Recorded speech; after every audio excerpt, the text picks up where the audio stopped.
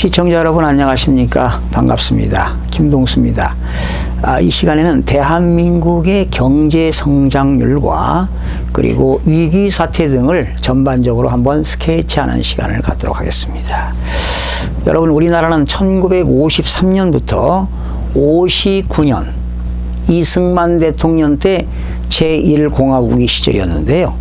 1954년도에는 우리나라의 경제 성장률이 7.2%였습니다. 그리고 55년도에는 5.8%.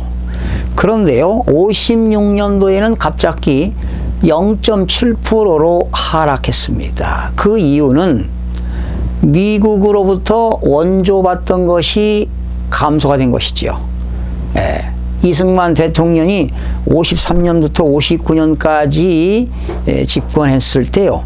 그때 미국으로부터 무상 원조가 갑자기 줄기 때문에 이렇게 경제 성장률이 하락했던 시절이 있었고요.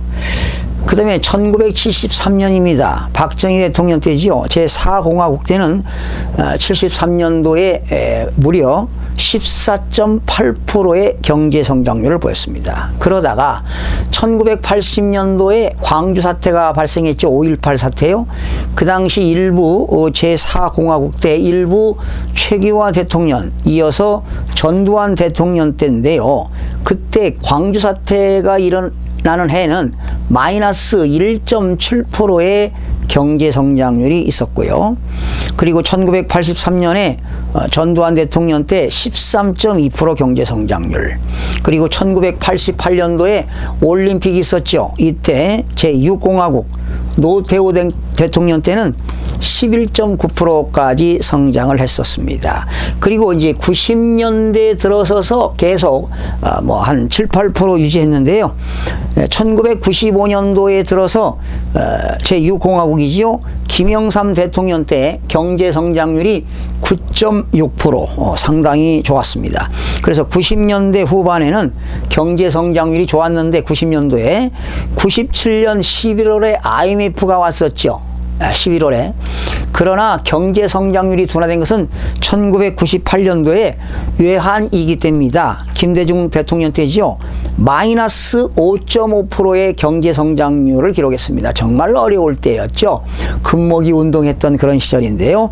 그러다가 1999년도 다시 11.3%로 회복되고 2000년도에는 8.9%. 그러다가 이제 2000년도 초반에 김대중 대통령이 그 카드를 많이 많이 만들었잖아요. 그래서 2003년도에 노무현 대통령 때 카드 대란이 일어나는 바람에 경제 성장률이 2.9%로 하락했던 시절이 있었습니다. 그리고 2004년 4.9%, 2006년 5.2%. 그러다가 2008년도에 여러분 미국발 위기가 왔어요. 2008년 9월 13일 날 리먼 브러더스 사태가 발생해서 2009년도에는 우리나라 경제 성장률이 0.2%였습니다. 그게 바로 미국발 서브프라임 모기 사태가 발생했습니다.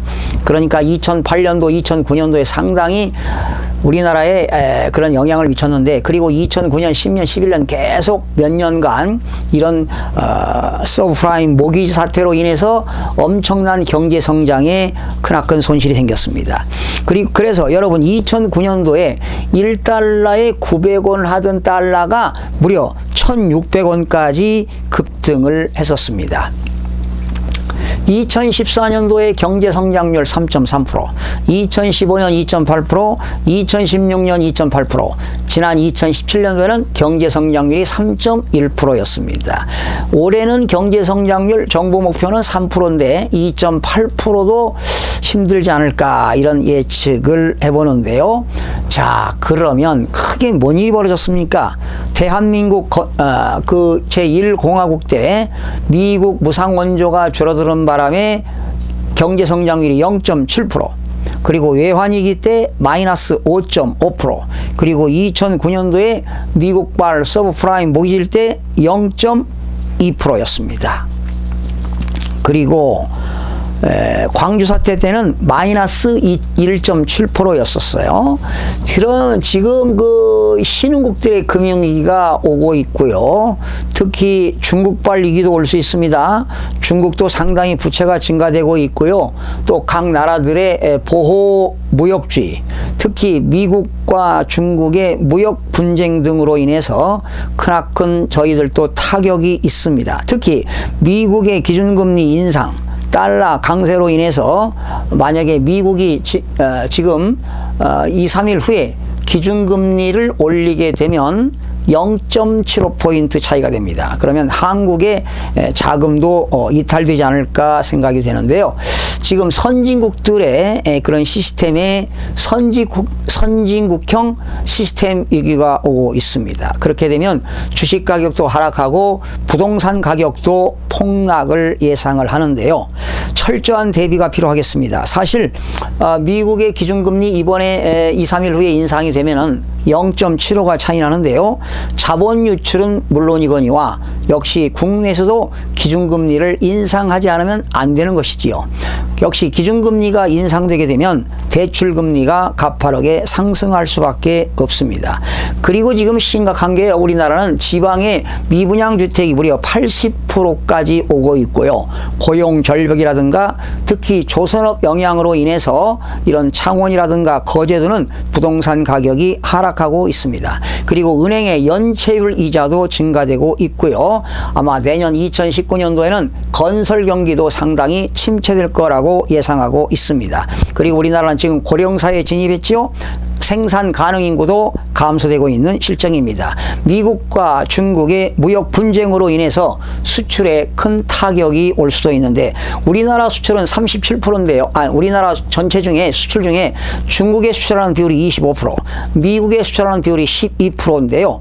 총 미국과 중국에 수출하는 비율이 37%입니다. 현재 우리나라는 GDP 대비 무역 의존도는 무려 68%가 되는데요. 앞으로 19년, 2000년도에 한국에 어떠한 위기가 올 수도 있을 것입니다. 여러분, 이러한 위기를 올 것을 대비해서 철저한 준비를 하시는 분만이 살아남을 수 있을 거라고 예측해 봅니다.